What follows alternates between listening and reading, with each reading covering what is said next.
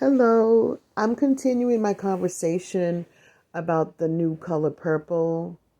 Um, it's really, I didn't realize that I forgot that there was a musical done already. I totally forgot about it, and I should know. But I forgot. I saw the film many times, but I forgot about the play musical. I didn't see it, didn't want to see it. I don't like musicals as a rule.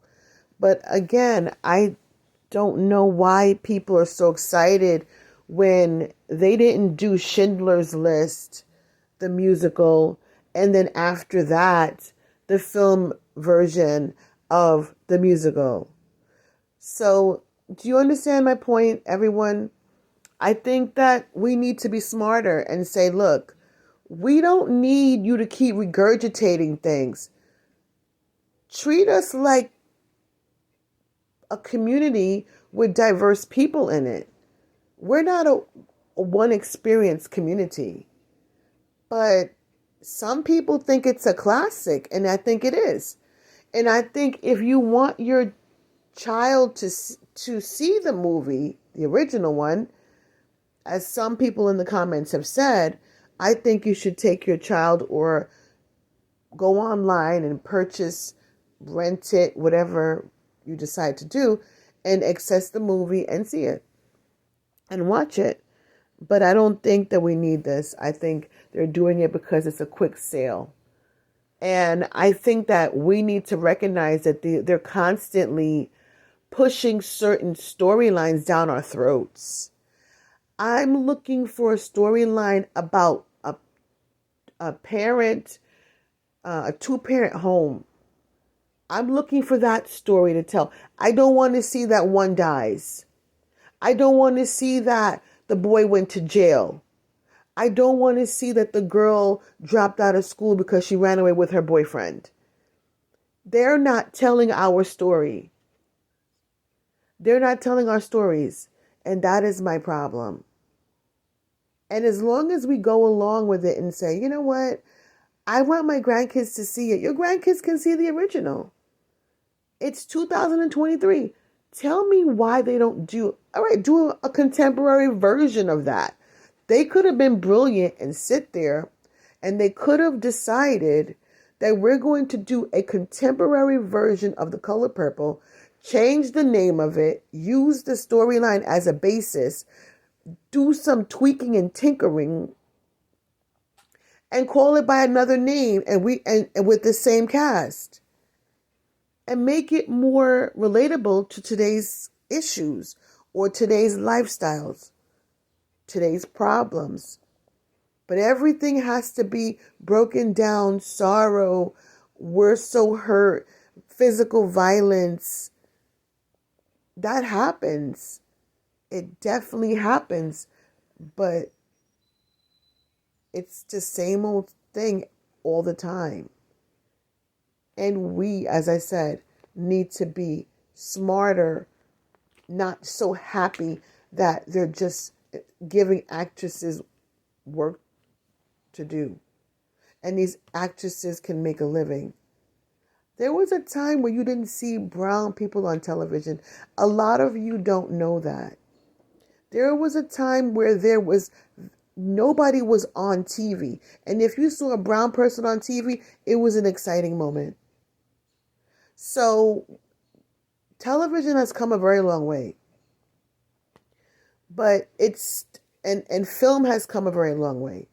But it's time for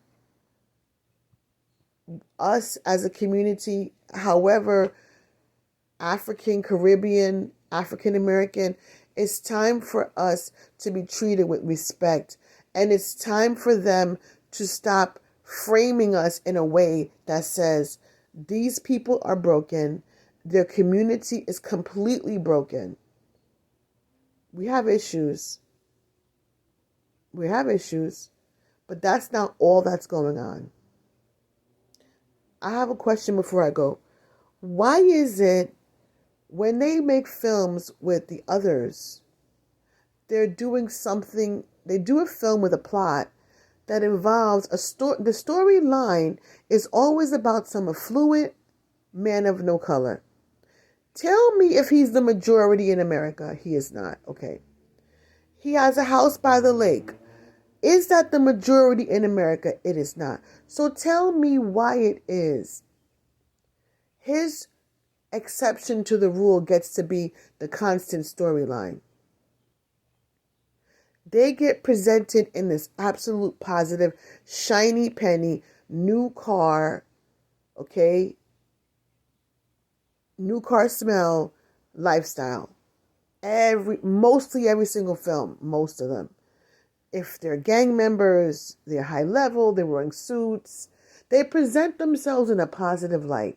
And I want you to think about that. Why is it brown people don't get that same presentation? Are you trying to tell me there's no successful brown people? There are no rich brown people?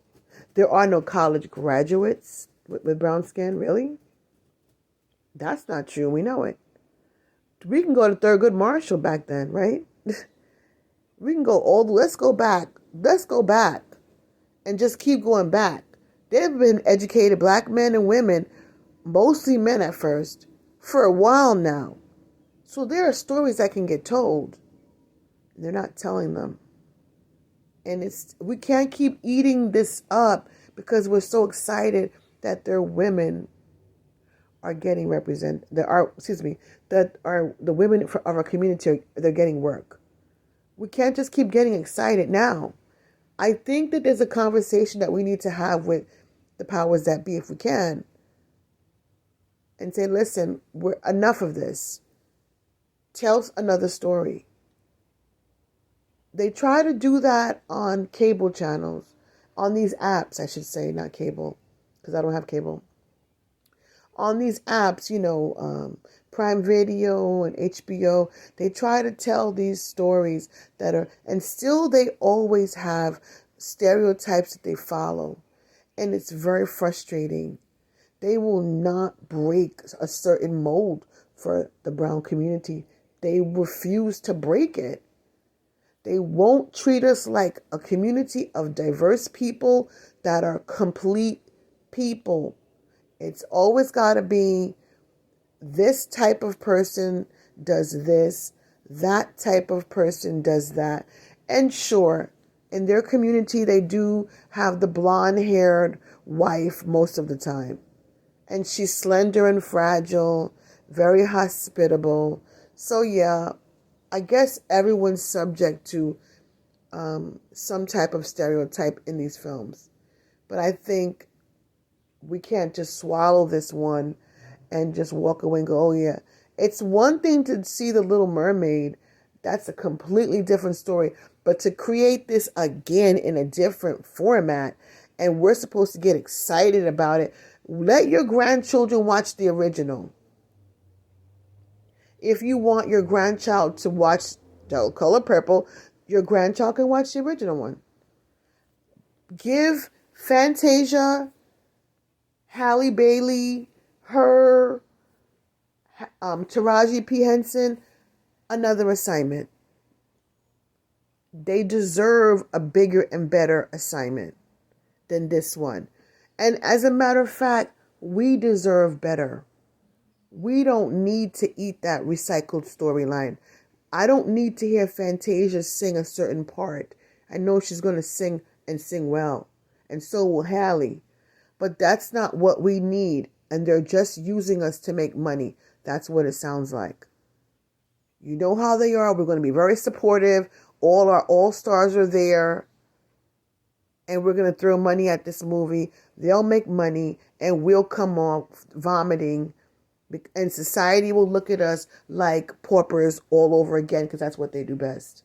Present us as paupers. So just think about it. You don't have to agree with me, but think about what we need as a community versus what they're giving us in film. And maybe our producers and directors will get together and do something better for us. Anyway, I'm glad that you watched this video. Take care.